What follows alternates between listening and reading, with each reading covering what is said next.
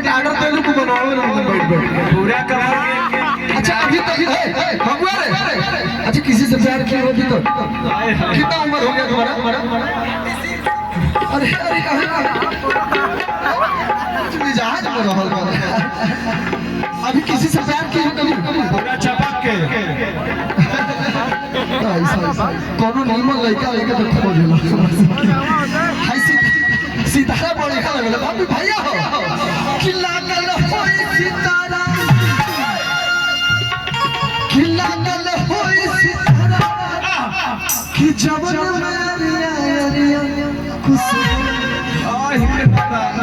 सड़िया